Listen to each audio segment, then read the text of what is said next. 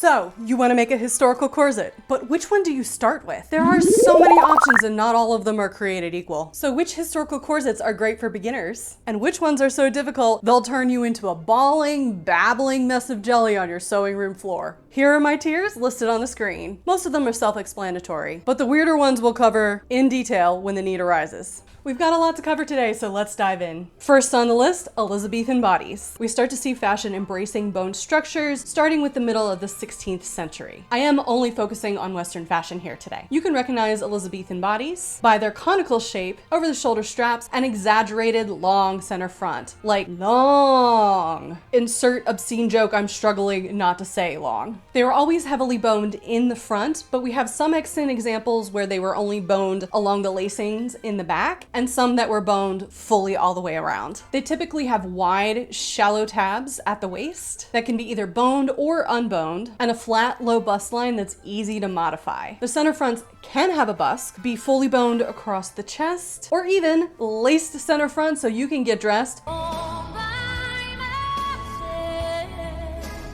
There are some great resources for Elizabethan bodies, most specifically the custom corset generator, which is free. While it sounds intimidating to draft your own pair of bodies, the website does all of the math and work for you, and all you have to do is follow the directions. In addition, we also have a fairly size-inclusive pattern, thanks to Margot Anderson, as well as 2 examples in the Patterns of Fashion 5. I've personally made a pair using the custom corset generator, and I've done 2 videos on the subject, one showing you step-by-step how to draft it from the website, and the other one actually how to make it. It was fast and simple. It's mostly straight lines. It's easy to modify the boning channels, and the tabs were not finicky to sew. Even better, it was made to my exact measurements, which took all the headache out of fitting. And fitting is hands down the hardest part of corsetry, every era, every time. I'll link to both my videos and all of the other videos I mentioned in the description below for you to peruse after this video. As a beginner, Elizabethan Stays would be a great first corset project. However, I've had a lot of feedback from people who seem intimidating by the drafting process, so to be fair to those people, I'm gonna put this in climbing uphill. Because some people need to have super easy projects to start out with, and some people, like me, are more masochistic and prefer to tackle a challenge by climbing uphill on their first project. Note that this ranking only goes for the custom corset generator and the Margot Anderson pattern. For this and every other era, know that making a corset, bodies, or stays from a single size gridded pattern is in no way good for beginners. Do not attempt it. Save yourself the tears. But they are really great references, especially if you're interested in true historically adequate construction. Also, a quick note before we go any further, it's important to note that my background is in costuming. Specifically, I'm not a fashion historian, and while I have done extensive research on many different eras and have been making corsets for 17 years, my main focus has always been on how the things are constructed, not necessarily on the deepest historical context. So please take everything I say with a grain of salt, especially in the eras that I'm less knowledgeable about, like the Elizabethan era. In addition, these are the opinions and experiences of one person. You may have a different experience or a different opinion. You're welcome to share them in the comments as long as you're respectful of me and the other people in this community. That's a hard, fast rule. All right, next on our list is early 17th century bodies. There's a transition happening in the early decades of the 17th century where the bone bodies move back out of the gown into the fashionable outer layer. There are several styles happening right here at the same time, including what I like to call the shovel front bodice, which is fully structured and boned in the front with this weird little shovel peplum that goes out and over your farthingale. The backs, like some of the previous era, are not boned except around the lacing. There's also softer, poofier bodies that I associate with the 1620s and 30s, and these have significantly less boning, but they're still supportive garments. This latter bodice, while I've never made one myself, looks fairly simple to make, and I bet they're super comfortable. The former style is a little bit more structured and is definitely going to require a lot more labor. However, there are no legitimate resources for commercially available patterns for this particular era. The only patterns that are available are in Patterns of Fashion 5, as well as the first V&A 17th century book. Therefore, this is a terrible option for beginners, and it's going straight into nope. If I have any English Civil War reenactors watching and you know of a reputable pattern company that does have a bodice pattern available for this particular era, please let me know in the comments. Yes, I'm hinting at something, but I don't want to bad talk anyone. So note that if it's a well-known pattern company and I don't mention it at all, there's probably a reason. Next is mid-17th century bodies. Yes, we are going to break down the 17th century because nobody else is going to do it. We do 17th century here, folks. And the 1650s marks my personal favorite era of historical costuming ever. We have these beautiful boned bodies like the one I'm wearing today. Unlike earlier eras, these things were fully boned all the way around. Even the little shoulder straps in the back are boned.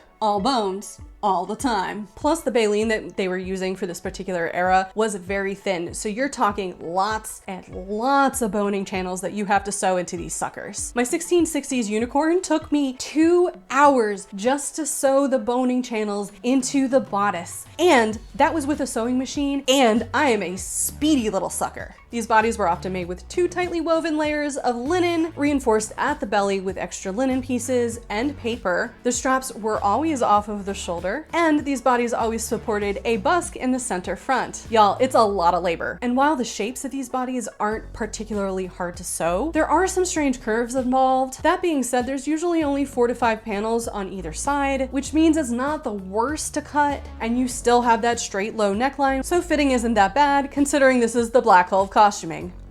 As of right now, there are no legitimate patterns available for you to purchase except the one from Regency Patterns, and it's not size inclusive, and it is very costly for you to ship if you're in the US. This is also the most costumed period of the 17th century, so we're gonna give it a little bit of encouragement because I love it, and we're gonna put it in if you like crying. Rounding out the 17th century are 1690s stays. Note the terminology change. At first glance, the stays of this period are pretty similar to the ones that came before it, with a few important differences. Firstly, the center front is still long, but it's less exaggerated than it was in the earlier eras. It's got more of a streamlined conical vibe. They were going very vertical at this point, especially with the lacy chicken headgear. The stays are in general a bit shorter than the other eras, though the construction itself is broken down into more pieces, at least on the 2/3 of the ones that I've studied. These are still off the shoulder, but a bonus, generally the fashion fabric is only shown on the very front of the stays. The back ones are just the structural layer because these were worn under mantuas, and therefore only the fronts were seen if they were seen at all, which means less expensive fabric, less time decorating. But then that labor translates itself back into the project with a million tiny tabs. So many bleeping tabs. Just the thought of binding all of those tabs makes me want to cry blood. So of course I'm planning on recreating, and I've already purchased the materials for this particular pair of 1690 stays, which I will be starting sometime in January. There are only gridded patterns available for this era. Nobody does it but me. There's very little information out there. This is going straight into nope.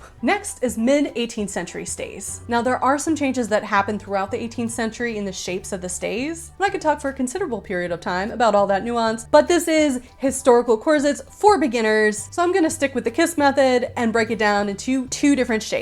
The earlier shape I call conical. Similar to the previous century styles, the conical shape of the early to mid-18th century has a long center front point, though significantly shorter than the 17th century. Tabbage is much less excessive. There are usually 5 to 6 pieces per side, and sometimes feature busks, but not always. They require a little bit more cutting than the earlier eras, but frankly, the pieces are much more comprehensive, and it makes it so much easier to fit because you have more pieces and therefore more seams. Straps are now over the shoulder, which is also easier. Extants are generally fully boned, and you do have a long structure, so it's a lot more labor sewing all those boning channels. However, there's a fair amount of very good patterns out there for this era. Both Redthreaded and American Duchess via Simplicity have some really great beginner-friendly patterns, especially if you don't care about historically adequate construction. And the Redthreaded is only half boned, which makes it a little bit easier, though you have to go in knowing that Redthreaded uses steel boning and coutil for all of their material recommendations, and I absolutely 100% do not recommend you using steel in 18th century stays. There's too many many boning channels. It's going to be super heavy and hot and uncomfortable and expensive, even if you order from Wawak. Also, depending on your size or shape, you may not be able to do half bone. This style isn't particularly hard, but it wouldn't be my absolute top first choice for a beginner. So I'm going to put it in second rodeo because some designs are just a little bit better if you've got a couple under your belt first. Next are the THRUSTY stays. In contrast to the conical shape of the early mid 18th century, the THRUSTY shape of the later 18th century is a little bit easier to construct. These stays are shorter and lower, sometimes really low. While the general construction is almost identical to the earlier shape, there are a few notable differences. Like I said, they tend to get shorter and they also tend to use a lot less boning the later you get in the century, which means less and less work, with the caveat that it depends on which pattern you're working with and your particular body shape, as like I said before, you may require more boning than the pattern calls for. This is one of the most popular eras for corsetry, and pretty much every pattern company that we know of has at least one pattern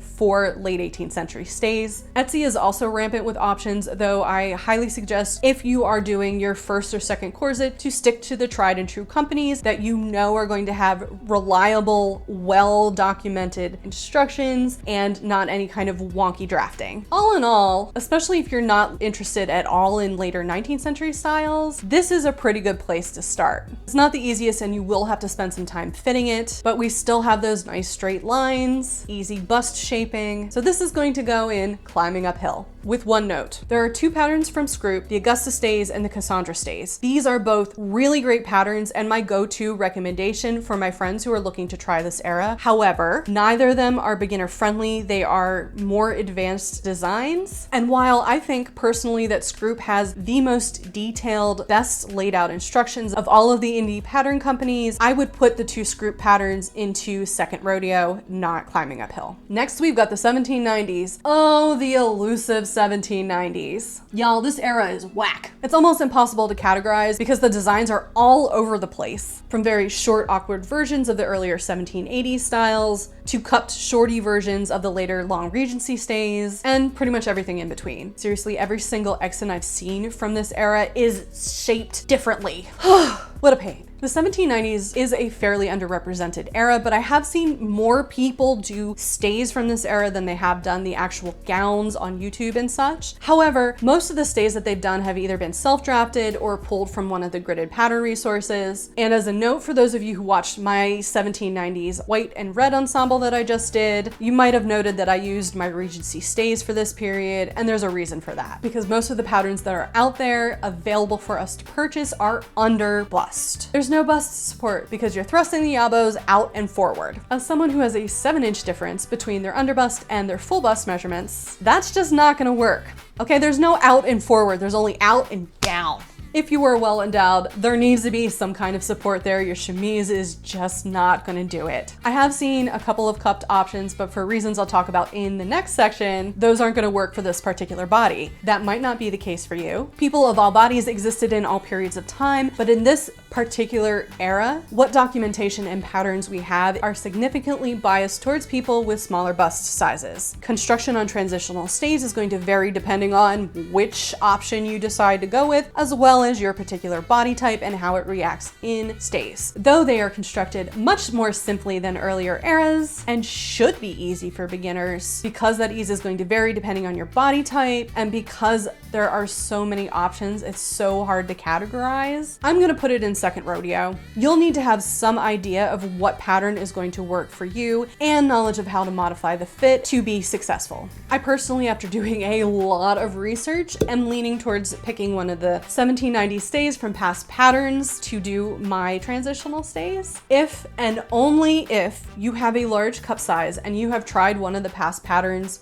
please let me know what your experience was in the comments. I am very interested to see how they do for people with larger busts. Next, we have Regency Stays, another hugely popular era. Regency Stays are cupped and we have both short stays and long Regency Stays that go down to the hips. These stays serve one purpose and one purpose only, and that is to push the girls all the way up to your chin. That's it. We're lifting and separating to the extreme in this era, and the rest of the construction of these stays serves to support that one purpose. Contrary to those dramatic corset tugging scenes that we see in all of popular TV and movies, there was absolutely no waist reduction in this period. There's no waist. And Regency stays, quite frankly, could never. Why? They're minimally boned, just enough to lift the bust and support the back. Grommets haven't even been invented yet, so we're still spiral lacing and using hand-worked eyelets. One great thing about this period is that we have only a few pieces on each side, which means minimal cutting and minimal labor. The one catch is the introduction of gores in the bust and the hips. Gores are a little bit more complicated, but this would be a great introductory to that particular skill. And really, this is the only thing that makes it difficult are the bust cups. And again, the difficulty level really depends on your particular body shape. I personally use the Redthreaded stays pattern to make my Regency stays, and they are super comfortable. But even with my own considerable experience, I had a heck of a time trying to fit that bust. There are instructions on how to widen the gores, but that is not the only thing that needs to happen when you have a full bust. You have to adjust the depth of both the gores and the slits in your actual stays. And so there's a lot of trial and error that's associated with it. It's upsetting to me when I purchase a corset pattern and spend a considerable amount of money on it, only to find out that they have made no consideration for different bust sizes. Why? The sole function of this garment is to support the bust. If this isn't a single size gridded pattern and it's meant to be size inclusive, why isn't the size of the main body part that is the main idea of the garment included in that? This is rhetorical. I know why. Because it's not worth the time it would take and the money that they would receive to include all of the different cup sizes. That's what it boils down to. And that's why it upsets me, because that's the same argument that big companies use to justify why they don't include plus sizes. Why are we still having this conversation?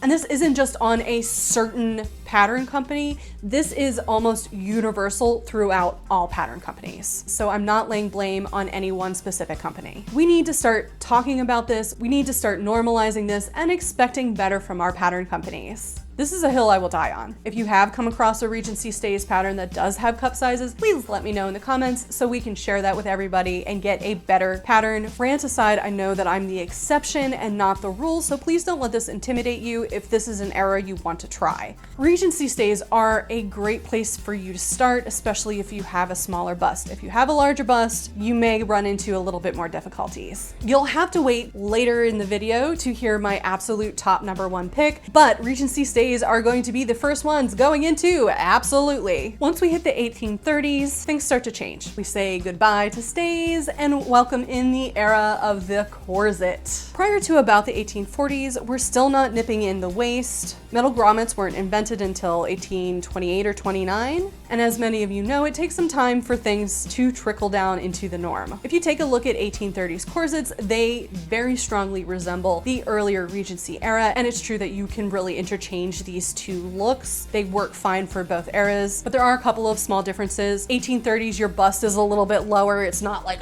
up here. There's a little bit more definition between the waist and the hips, because unlike the Regency era, you do have a waist in these gowns. I haven't made one of these yet. It's still on my list, but I do have the black snail pattern left over from when I did an 1830s outfit. The construction of these corsets is pretty simple. A lot of the extants are lightly boned, and then they have decorative cording, and some of them are just straight up corded. We do still have busks necessary for holding up the gals when you don't have that much boning in there. All in all, I find this to be a fairly approachable era. Maybe not for the complete novice, because we are dealing again with cups and hip gores, but there are quite a few good patterns out there. And I might add, the black snail pattern that I have has cup sizes up to a cup size E, as well as 2 different hip gore options for those of you who have larger hips. The downside here, and why this isn't bumping Regency out of the top spot, is the cording. That cording is very small channels, and you're having to lace very small cording into those very small channels, and it's just a lot of labor and a lot of work, and it's going to require more patience. So I'm going to put this in climbing uphill. It's time to spill the tea, because I got a confession. I have very little interest in mid-Victorian style. Maybe I'll dabble in 1840s one day, but beyond that, I black out and don't come to until we're using fake butts again. But I'm not here to yuck on other people's yum. And this era of corsets in particular is a very popular era, so instead of making my own assumptions, y'all know how that usually turns out, I thought I'd reach out to someone who is very familiar with this period of time. After all, what good is having costuming friends if you can't make them do your work for you? This is my friend Tiffany. Tiffany, can you say a little bit about yourself? I am Tiffany of Stitch and Addiction, and I have been sewing for over 30 years, but more recently I got really involved in historical costuming, and I got so involved that I started making historical costumes to sell. My two favorite eras are Regency era and the Mid-Victorian era, about 1840s to 1860s, and I'm super excited to be here with Jackie and y'all today. Yeah, the irony of your favorite era being pretty much my least favorite is but it's good. It's perfect for this. We really need to talk about the Mid-Victorian corset. Do you want to talk a little bit about what makes a Mid-Victorian corset a Mid-Victorian corset? So you're coming out of like the Regency era. It didn't really do anything for the waist, despite what you might see in popular movie culture. And then as you get into the Victorian era, you start to move back toward a corset that shapes your waist as well as supports the bust. And the Victorian era is probably what we think of as the most quintessential when it comes to corsetry, right? The hourglass shape. And the Mid-Victorian era really did that. They had gussets in the corset to really emphasize your bust, and they would put different things inside the waist, a stay tape and different things to make sure that you got your waist as slim as possible. Not so much for tight lacing purposes, but it just helped to create that shape. And then you would also have different gussets and things over the hips, and then it would flare back out again. It was all an optical illusion. So can you tell me maybe some things that are difficult about making these corsets and some things maybe that might be less difficult? Yeah, I think that setting gussets is probably one of the more difficult things about making a Mid-Victorian corset. If you've done a Regency corset though, you already kind of have it down because they have, a lot of them will have gussets in them. I did a Regency corset first actually, and then did an 1860s corset. It kind of was a good practice piece for me. The flip side of that is I feel like it almost makes the fitting a little bit easier because you can adjust your gussets instead of having to adjust your entire corset piece. It's a kind of like a double-edged sword. Like if you can conquer them, then it actually makes your fitting a little bit easier, I feel like. I didn't find mine super difficult. Now I've done two different patterns. I did a Redthreaded pattern and that one went together super easy. I've actually done two of those. I did one for me and then I did one for a model to wear for a photo shoot. And then the other one I've done, and this was for someone else, did the Laughing Moon Silverado. And the reason I did it was because of the gussets. Almost without exception, they have those gussets at the bust. That one runs big, which is fine. I would rather it run a big than small. I will say the other thing that is a tad bit tricky with this era, but doing the waist tape. Like if you get it right, it helps so much with getting your hourglass shape right and supporting your corset, but making sure that you get it placed just right and tack it in the right places is always one of my least favorite parts because, you know, you've got to try it a couple of times, and then once you cut that tape, it's cut, and you gotta either completely rip out part of your bust in the front to fix it, or, you know, live with it. Yeah, waist tapes are a pain, but they are necessary, and we do that in all the later eras as well. Cool. Okay, so knowing what our tier list is, how would you rank this as a corset for a complete corset beginner? I think I would rate this one as a climbing uphill. I think that it does have a lot of patterns that are easily accessible, including size inclusive options. I know for sure that Laughing Moon has a big, wide size range. It does have the different cup size. Like you're challenging yourself with the gussets. You do have more boning. You have to figure out a waist tape, but I still feel like it's very doable for somebody that, you know, wants to challenge themselves in corsetry. This is the era too where we start to get steel busks in the center front, isn't it? Right. Mm-hmm. Yeah. Those are hard. I can never remember how to do them. I always have to look back and be like, how do you do that? Yeah. But, well, and I'm also talking from years and years of experience, so maybe I'm giving it a little bit easier score than I should. Maybe I should have ranked it up one more. Cool. Well, thank you very much for sharing your opinions with us. It was definitely fun to have you come on and chat. You want to tell us where everybody can find you so that they can go check out your stuff? Absolutely. And thank you so much for having me on here. This has been fun. I am Stitch and Addiction across all channels. So you can find me on YouTube, you can find me on Instagram, you can find me on Facebook, you can even find me on Pinterest if you want to see things that inspire me. And then I actually have my own website. If you just Google Stitch and Addiction, I'm usually one of the first things that pops up, and you can order your favorite fashions from me. If you have always dreamed of being your favorite literary character, that's what I actually specialize in. So all of my designs are inspired by some of my favorite literary characters. And so you can always come and shop with me. And her stuff is amazing, by the way, y'all. I've seen it in person. I've had my nose in all of the guts. Like, very, very nice work. So if that is something that you're looking into, you should definitely check her stuff out. Thank you. Right. Yeah, well, thank you so much, Tiffany, for coming and spending your time with us. We'll catch you later. Sounds good. I've linked to Tiffany's everything in the description. I did have to cut this conversation significantly for time, but if you're interested in watching the whole conversation, I do have the full extended version available for free up on my Ko-fi page that you can check out. I've linked to it down below, and I do want to say thank you to all of my supporters over there for continuing to help me keep this channel running. I appreciate every single donation, no matter how small it is. But if you don't have the means to contribute financially, you can hit the like button and say hello in the comments. It's the small things that make the biggest impact, and I appreciate you for hanging out with me today and listening to me babble on.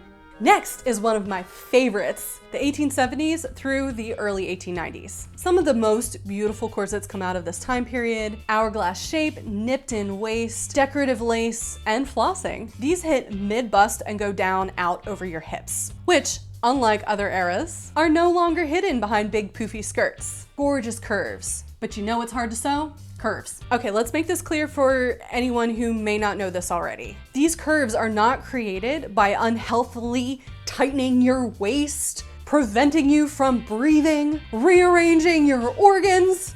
That is all sensational Victorian BS. What's happening here is that the fabric is cut in a way that creates these curves and these spaces for your bust and hips. And as you comfortably tighten the corset, it pushes the excess flesh out from your middle into those spaces, and therefore creates the shape which can then be further padded if you don't have the flesh to fill in the space. Though these corsets were much lighter and had less layers than previous models, they also have a ton more pieces, so there is so much crap you've got to cut out. In addition, most of these pieces have exaggerated curves, which are harder to sew. They're harder to get the boning on. You need more money to buy spiral steel so it's comfortable. And of course, you'll need more knowledge, not only in fitting, but how your particular body behaves when it's corseted. I use the Laughing Moon number 100, the door model, for my green corset, and I absolutely love it. It does have cup sizes, but it is also a notoriously straight pattern. This body is already hourglass shaped, so I had to spend a lot of time fitting it. I think I did 3 full mock-ups before I even started working on the main thing.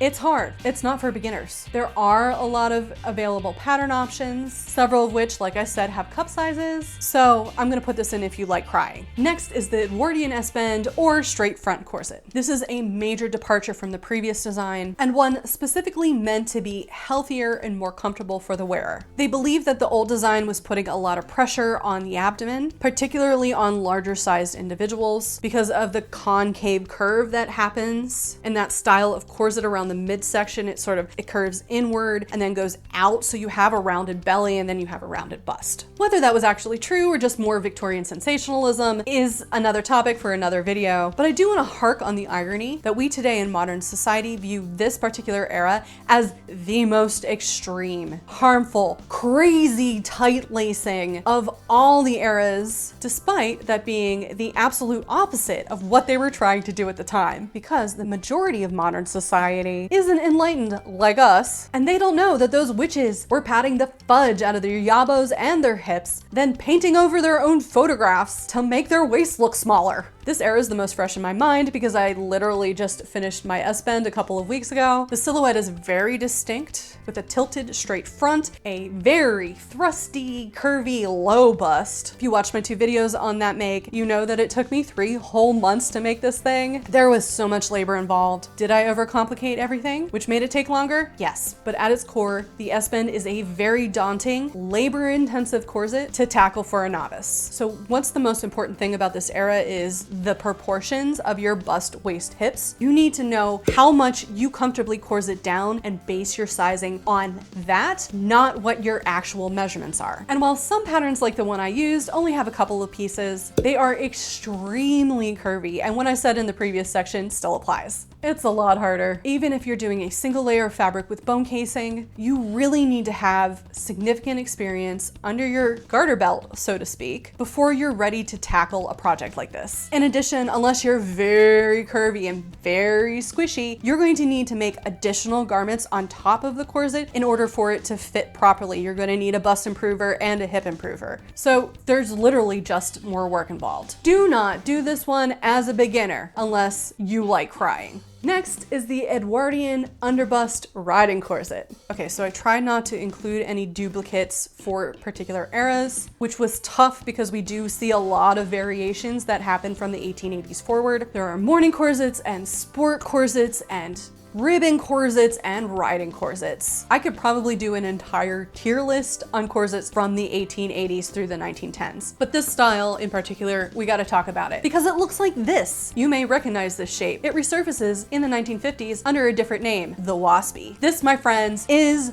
the awesome. This is where you wanna start your corsetry journey, right here, regardless of what era you're truly interested in. Do one of these first. It's small, so it's super fast to make. It doesn't have a ton of boning. You can make it out of scraps you've got on hand. More importantly, there are only two measurements you need to worry about fitting in this particular corset, and that is the length of your torso and your waist. That's it. No stressing over bust measurements or hip measurements. No complicated construction at all. There is one downside, and that is there are a lot of pieces, so you've got a crap ton of things to cut out. But that is not a difficult thing. It just takes a long time to do. And there are a ton of great patterns out there, including one that is totally free. All in all, this is the perfect way to wet your feet in corsetry. This will teach you how your torso corsets. You can learn some of the basic construction techniques. So when you're done with this one, you'll be ready to tackle something a little bit more difficult and have some of the skills already in your knowledge set. Obviously, this provides no bust support whatsoever. You're going to have to wear some kind of other undergarments. It's going straight into absolutely. And if you're watching this video as it airs, my next video will be showing you how to make one of these. So don't forget to subscribe if you want to see how that's done.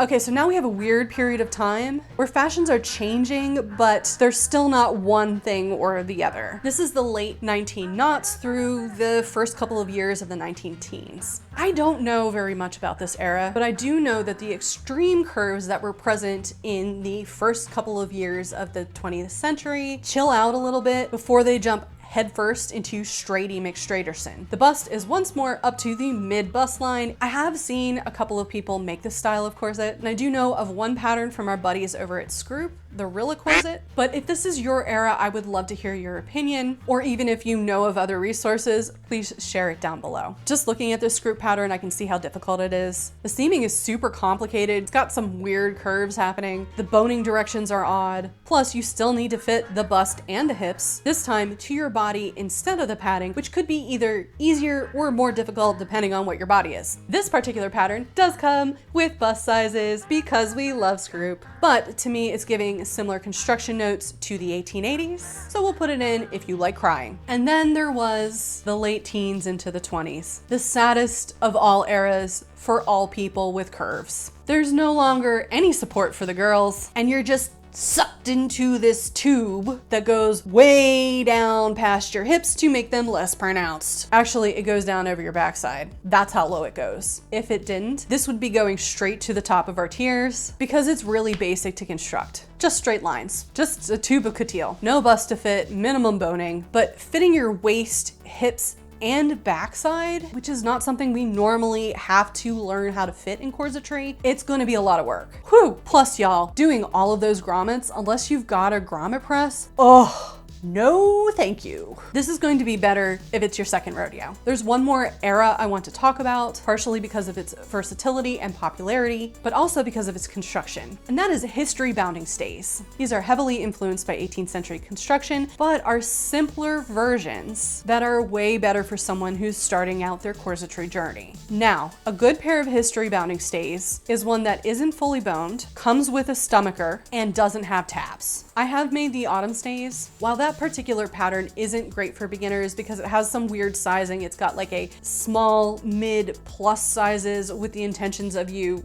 changing it to fit your particular body shape. The shape and construction is basically what you're looking for. I did draft my own stomacher for that one. Having a stomacher like I have here means you have a lot more wiggle room in your construction, and if your fit isn't exactly right, you can just adjust your stomacher and still have a fairly comfortable pair of stays, even if it's your first time around. Without full boning and the headache of tabs, it takes a lot of labor out of the process of 18th century stays, and it is 100% in the absolutely category. Plus, they're perfect for hobbitcore, cottagecore, even wearing to the Ren Fair, and they're a great place to start, even though they're not technically a historical era. The Waspie's still a better first project, but this is pretty high up there. Whew, we made it through. Oh, that was a lot of talking. I think I need to get a teleprompter. This was a lot of fun. Congratulations if you made it to the very end. If you want to see how to make the world's best first corset project, you can check out this video here. Or if you want to check out any of my other corsets, stays, and bodies videos, I have them all in one single playlist, and you can check them out here. Please don't forget to check out Stitch and Addiction. Thank you all so much for watching. I love y'all, and I'll catch you in my next video.